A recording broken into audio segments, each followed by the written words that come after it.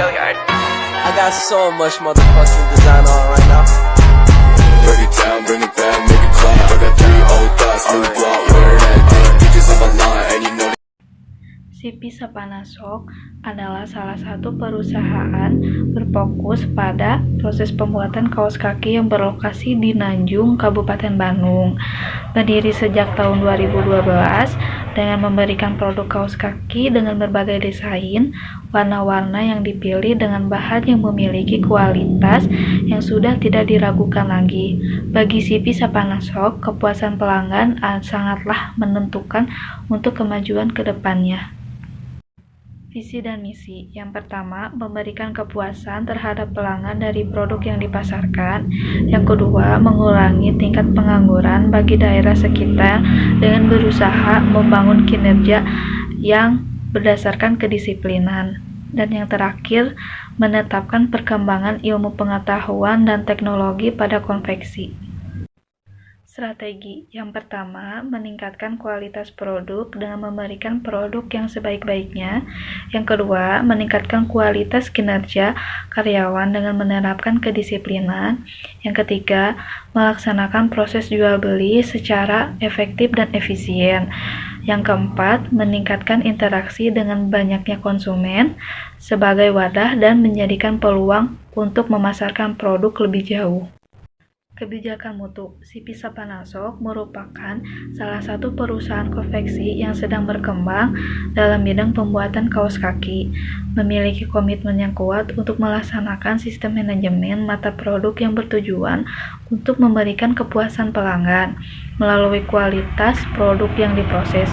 Untuk memastikan terpenuhnya komitmen tersebut, perusahaan melaksanakan program yang berfokus pada yang pertama, peningkatan atas hasil produksi dari segi kualitas dan kuantitas.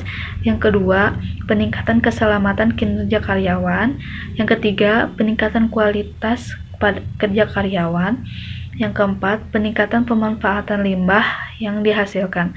Yang kelima, peningkatan kecukupan sumber daya yang diperlukan, serta keterlibatan pemimpin dalam segala kuantitas bisnis organisasi. Pemilik Sapanasok dan segenap jajaran dan karyawan mengkoordinasikan kejujuran. Struktur organisasi. Pemimpin yaitu Gundi Gunandi, Kepala Bagian Mekanik, Kepala Bagian Produksi, Kepala Bagian Keuangan, lalu bagian pemasaran, dan karyawan. Tugas dan tanggung jawab. Yang pertama, tugas sebagai pemimpin. A. Mengontrol dan mengelola secara keseluruhan proses. B. Menyusun rencana produk. C. Mencatat hasil produksi. D. Mencatat hasil penjualan. E. Memberikan arahan kerja. Yang kedua, tugas dan tanggung jawab bagian mekanik. A. Mengontrol kelayakan pada mesin yang baik untuk digunakan dalam serangkaian proses produksi. B. Memberikan arahan kepada operator produksi mesin. Yang ketiga, tugas dan tanggung jawab ke bagian keuangan. A. Membuat segala bentuk pelaporan keuangan perusahaan. B. Melakukan pengajian dan menginput ke dalam data perusahaan. C. Melakukan penganggaran biaya yang akan dikeluarkan dan mengkoordinasikan dengan bagian lainnya. 4. Tugas dan tanggung jawab karyawan. A. Melakukan pekerjaan sesuai dengan arahan yang diberikan oleh kepala bagian. B. Memproduksi, memproses, dan melakukan finishing barang yang akan dipasarkan. Waktu kerja karyawan. CP Sapana menerapkan waktu kerja dengan sistem non-shift. Untuk hari kerja seluruh karyawan bekerja dengan sistem non-shift, mempunyai hari kerja selama 6 hari dalam seminggu, yang dimulai pada pukul 7 pagi hingga 5 sore. Sistem yang dipakai dalam yakni sistem borongan, di mana banyaknya hasil dari produksi didapati dari banyaknya barang yang diproses dan dihasilkan oleh karyawan. Proses produksi. Operator dilakukan dengan mesin produksi. Tugas operator yakni melakukan pengontrolan mesin ketika proses permintaan bahan baku mentah menjadi bahan setengah jadi. SOM dilakukan oleh karyawan yang memiliki keahlian di bidangnya dengan menjahit bagian pergelangan kaki dan pada kaos kaki. Obras dilakukan oleh karyawan yang memiliki keahlian di bidangnya dengan menjahit kegiatan bawah yang menjadi tempat untuk jari-jari kaki. Selanjutnya, ada proses produksi yaitu oven. Dilakukan oleh karyawan dengan memasukkan kaos kaki ke tempat oven yang berfungsi untuk menjadikan kaos kaki fresh dan mempunyai bentuk yang sempurna. Proses ini dapat dikatakan bahwa kaos kaki sudah menjadi barang jadi. Lalu ada packing. Proses yang dilakukan oleh karyawan sebagai proses akhir sebelum barang dipasarkan oleh bagian pemasar. Lalu ada analisis data. Manajemen operasional CV Savannah Shock. Dalam menjalankan manajemen operasional CV Savannah Shock ini, pemimpinnya sendiri yang turun langsung untuk menentukan perencanaan, pengkoordinasian, pergerakan, serta semua aktivitas dan pengkoordinasikan dengan berbagai bagian lainnya yang berhubungan langsung dengan proses dari bahan mentah hingga bahan jadi. Di sampingnya, itu pemimpin perusahaan harus bisa menentukan macam-macam manajemen dan operasional. Adapun 10 keputusan manajemen operasional yang dilakukan oleh CV Savannah Shock ialah 10 keputusan manajemen operasional. Yang pertama ada desain produk. Agar produk CV Savannah Shock dapat diterima oleh para konsumen, maka CV Savannah Shock membuat variasi kaos kaki berdasarkan kebutuhan konsumen, seperti memproduksi kaos kaki untuk ibu-ibu pengajian. Variasi tersebut tentunya harus memiliki desain produk yang unik sehingga mampu menarik konsumen. Produk yang dihasilkan oleh CV Savannah Shock ini tentunya dibuat dengan bahan yang memiliki kualitas terbaik.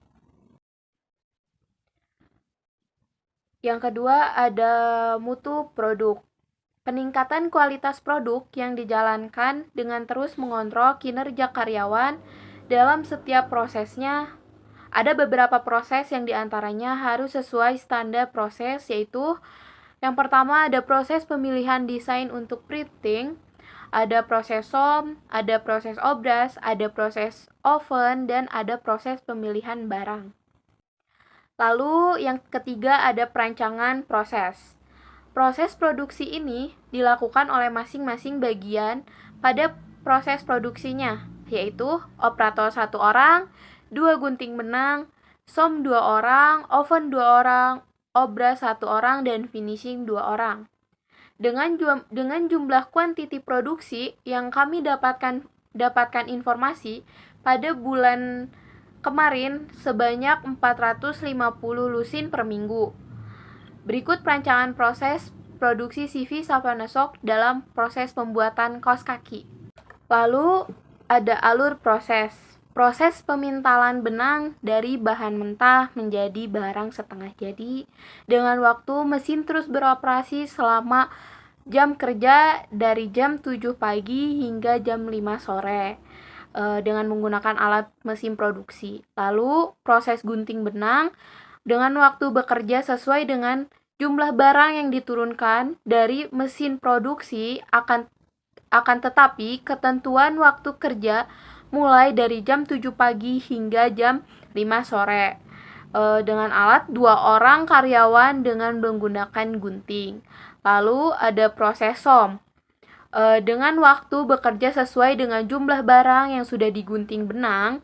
Biasanya waktu pengerjaan berada pada 3 hingga 5 menit per lusin dengan alat 2 orang masing-masing 1 mesin SOM.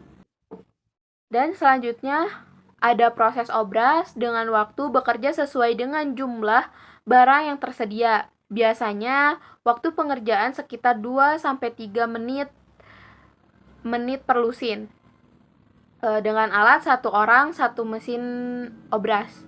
Lalu ada proses oven. Bekerja sesuai dengan jumlah yang didapat dari proses sebelumnya. Waktu pengerjaan berada pada 5 menit per lusin dengan alat 2 orang. Drum besi dipanaskan dengan gas di bawahnya. Lalu ada proses pemilihan barang yang siap dipasarkan atau dilipat dan proses packing. Diperkirakan waktu kerja 5 menit per lusin.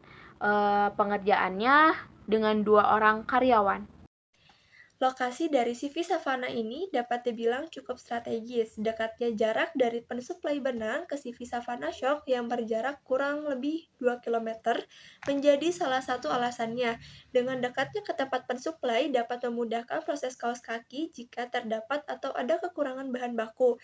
Selain itu, lokasi dari CV Savana ini ke tempat pembelian bahan penolong lainnya juga berjarak kurang lebih 4 km.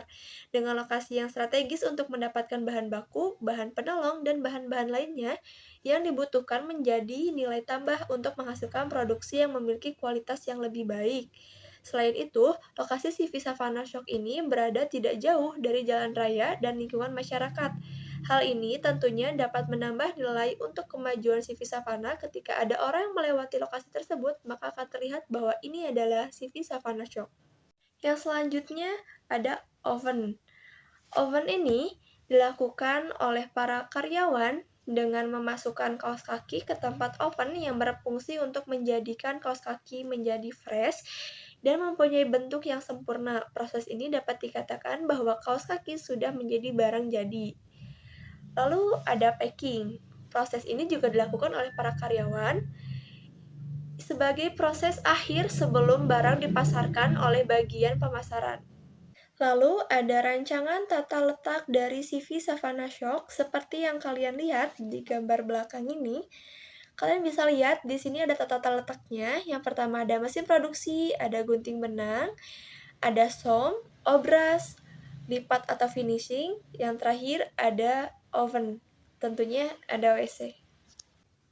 Untuk yang selanjutnya ada rancangan pekerjaan. Para karyawan bekerja dimulai pada pukul 7 pagi hingga jam 5 sore. Yang pertama, karyawan diwajibkan datang tepat pada pukul 7 dan bisa memulai proses. Yang kedua, proses produksi diawali dengan operator menjalankan mesin produksi untuk langkah awal. Yang ketiga, kemudian barang hasil dari mesin produksi masuk ke proses selanjutnya untuk digunting pada benang-benangnya. Yang keempat, yakni setelah digunting benang kaos kaki diserahkan ke karyawan bagian som yang bertugas untuk menjahit bagian atas kaos kaki yang ada karetnya. Yang kelima, setelah som masuk ke proses selanjutnya yakni obras. Biasanya karyawan bagian ini bisa mengobras bagian kaos kaki membentuk sesuai dengan pesanan. Jika ada yang memesan telapak, maka dibuat seperti ada jarinya.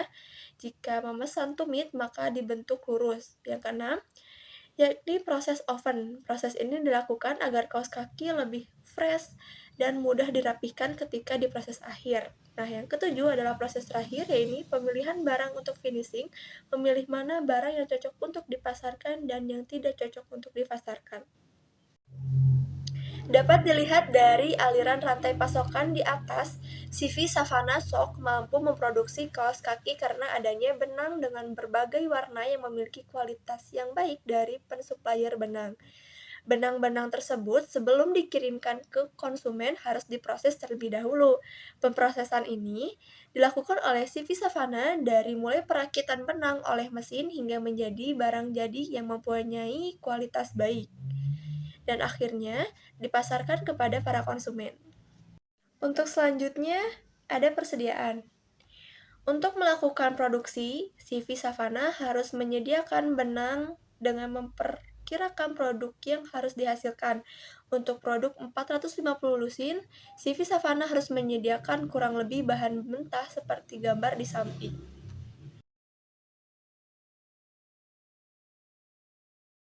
Selanjutnya ada keputusan pemeliharaan. Berdasarkan pada teori, keputusan pemeliharaan haruslah dibuat pada tingkat kehandalan dan stabilitas yang diinginkan. Dengan adanya pemeliharaan atau perawatan yang baik pada suatu perusahaan akan meminimalisirkan atau meminimalkan kerusakan yang terjadi pada peralatan yang digunakan pada suatu perusahaan, sehingga proses produksi akan terus berlangsung. Berdasarkan pada hasil penelitian yang telah kami lakukan, ternyata CV Savana Shock ini melakukan keputusan pemeliharaan untuk meningkatkan kualitas produksinya. Keputusan pemeliharaan ini dibuat atau dilakukan pada peralatan-peralatan yang digunakan pada proses produksi, antara lain adanya perawatan pada mesin som, mesin obras, dan adanya perawatan pada mesin proses produksinya. Nah, tujuan dari adanya keputusan pemeliharaan tersebut yakni untuk meningkatkan kualitas sehingga tingkat kepuasan konsumen terhadap produk yang diproduksi oleh CV Panasonic ini terus meningkat. Berdasarkan pada 10 area keputusan strategic management yang dicetuskan oleh Heiser dan Render untuk sebuah perusahaan haruslah diterapkan. Karena dengan menerapkan 10 area keputusan tersebut, perusahaan dapat atau mampu mengelola perusahaannya dengan baik. Akan tetapi, pada kenyataannya, berdasarkan pada hasil penelitian dengan acuan teori menurut Heiser dan Render, 10 area keputusan strategic management ini tidak selalu diterapkan pada setiap perusahaan. Contohnya pada perusahaan CV Panasonic itu sendiri. Pada CV Panasonic sendiri, ada area-area keputusan yang tidak diterapkan pada proses produksinya atau pada perusahaannya. Antara lain yakni keputusan sumber daya manusia dan keputusan pada penjadwalan. Mengacu pada 10 area keputusan strategic management yang dicetuskan oleh Heiser dan Render, ternyata pada CV Panasonic terdapat area keputusan strategic management yang tidak diterapkan. Salah satunya yakni sumber daya manusia. Berdasarkan pada teori, sumber daya manusia memiliki integral nilai yang tinggi. Dengan proses penseleksian yang baik akan menghasilkan sumber daya yang berkualitas, yang berkompeten sesuai dengan keahliannya, sehingga sumber daya manusia tersebut dapat dinilai layak mendapatkan suatu gaji sesuai dengan keahlian yang dimilikinya. Akan tetapi, pada proses penelitian yang telah kami lakukan, ternyata CV Panasonic ini tidak melakukan proses penseleksian yang cukup mumpuni.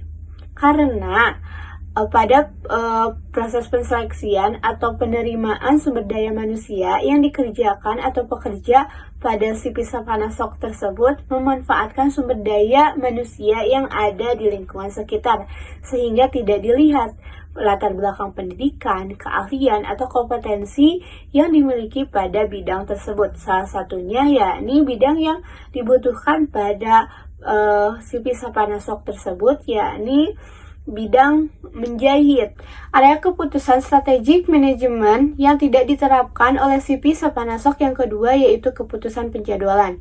Berdasar pada teori, keputusan penjadwalan haruslah diterapkan pada suatu perusahaan untuk meningkatkan efisiensi waktu para pekerja. Akan tetapi pada kenyataannya, pada hasil proses penelitian yang telah kami lakukan pada CV Panasonic, keputusan penjadwalan tidak diterapkan. Hal ini karena sistem yang dianut oleh CV Panasonic menganut sistem borongan yang menjadikan karyawan bekerja jika ada barang dan tidak bekerja jika tidak ada barang. Sehingga hasil gaji yang didapat oleh karyawan itu berbeda-beda. Memang pada keputusan penjadwalan atau penjadwalan untuk bekerja telah ditentukan pada pukul 07 sampai 17.00. Akan tetapi, dengan tidak adanya proses penjadwalan yang teratur, dikhawatirkan CV Panasonic ini ketika akan memproses atau memproduksi produk akan terhambat. Berdasarkan pada hasil penelitian yang telah kami lakukan kepada CV Panasonic mengenai area keputusan strategic manajemen operasional, dapat dikatakan bahwa CV Panasonic ini telah menerapkan 80% 10 area keputusan strategic management yang telah dicetuskan oleh Heiser dan Render. Hal ini dapat dilihat dari yang pertama, desain produk sudah sesuai dengan keinginan pelanggan. Yang ketiga, proses produksi yang dapat dikatakan memiliki proses yang sederhana.